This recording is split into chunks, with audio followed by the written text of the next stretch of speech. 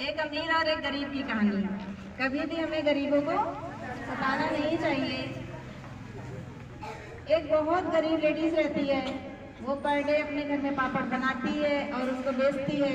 जो शाम को उसको पैसा मिलता है उसी से वो अपने घर का खर्च चलाती है और दूसरे दिन का उसी पैसे से पापड़ बनाती है, फिर बेचती है।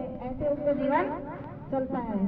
एक दिन वहाँ पर दो अमीर लड़के आते हैं जो कि एक बहुत बड़ी कंपनी के मालिक के बेटे होते हैं और उससे कहते हैं कि हमें पापड़ दे दो। और वो पापड़ 50 रुपए के होते हैं। उन 50 रुपए को जब वो औरत मांगती है तो वो लड़के बोलते हैं हमारे पास पैसे नहीं है और उसको वहां से जाने के लिए कहते हैं। वो औरत रोने लगती है और उनसे कहती है कि ये हमारे दिन भर की कमाई है जिससे हम खाते हैं। ऐसा सुनकर वो लोग 2000 का नोट उसकी तरफ फेंकते हैं और उससे कहते हैं ये लो। तब वो बोलती है कि साहब इतना तो हम दिन भर में नहीं कमाते हैं, हमारे पास छुट्टे कहाँ से आएंगे जो हम आपको वापस दें।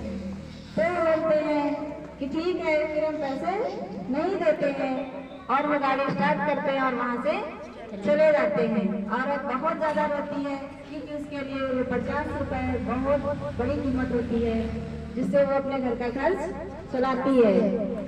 ऐसे वो रोती हुई फिर से अपना सामान बेचती है। दूसरे दिन फिर बेचने के लिए वही उसी जगह पर आती है। फिर से वही दो लड़के सुबह सुबह आते हैं और फिर से वो पापड़ मांगते हैं। वो लेडीज बहुत दुखी होती है लेकिन इस उम्मीद से उनको पापड़ देती है कि शायद मेरे कल के पैसे भी वापस मिल जाएंगे और आज के भी मिलेंगे। पापड़ देने के बाद वो कहती है साहब मेरे पैसे। वो बोलते हैं हमारे पास पैसे नहीं हैं। जब वो रोने लगती है तो वो पैसे फिर से वही 2000 का नोट उसकी तरफ फेंकते हैं। क्योंकि वो बहुत गरीब थी इसलिए उन्हें उसको फेंक कर पैसे देते हैं।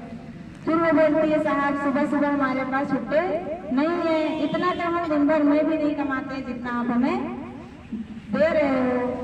और उसके बाद वो फिर गाड़ी स्टार्ट करते हैं और वहाँ से चले जाते हैं। उसके बाद वो लेडीज फिर से बहुत रोती है और सोचती है कि कल के भी पैसे मेरे गए और आज के भी पैसे गए। इसके बाद वो दोस्त बहुत परेशान होता है। उसका रीजन होता है कि उसके पास जो मोबाइल होता है वो खो जाता है। परेशान इसलिए रहता है कि उस मोबाइल में उसकी कंपनी के सारे डॉक्यूमेंट्स, पर्सनल चीजें बहुत सारी ऐसी थी जिनसे उसका करोड़ों का नुकसान एक दिन में हो सकता था। ऐसी फाइलें, ऐसी चीजें उस मोबाइल में रिकॉर्ड थी। उसके साथ जो उसका दोस्त होता है वो बहुत समझदार और काइंड हार्टेड होता है। वो उसको बोलता है कि उस लेडीज के पैसे वापस कर दो जाके। वो कहता है 50 रुपए में क्या होता है, 50 रुपए तो कुछ भी नहीं होते हैं। उसका दोस्त समझाता है कि तुम्हारे लिए 50 रुपए कुछ भी नहीं है लेकिन उस औरत के लिए वो 50 रुपए बहुत अधिक पैसे हैं। उसके बाद जब उसको अपना मोबाइल नहीं मिलता है, इतना अधिक परेशान होता है। उसका दोस्त बोलता है कि एक मोबाइल के खो जाने पर तुम्हें इतना दुख क्यों हो रहा है, तुम इतने परेशान क्यों हो, मोबाइल ही तो था, छोटा मोबाइल ले लीजिए।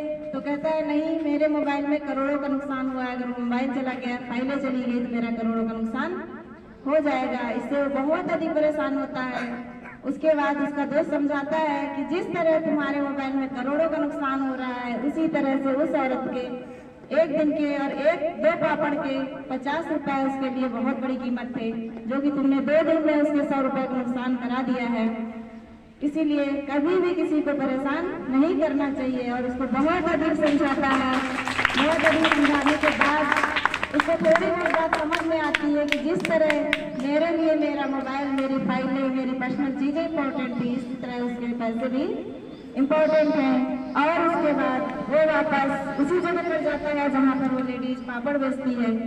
लेडीज उसको देखते ही रोने लगती है, ये इंसान फिर से मेरे पास क्यों आया है, ये फिर से मेरे से पापड़ लेगा और मेरे पैसे नहीं देगा।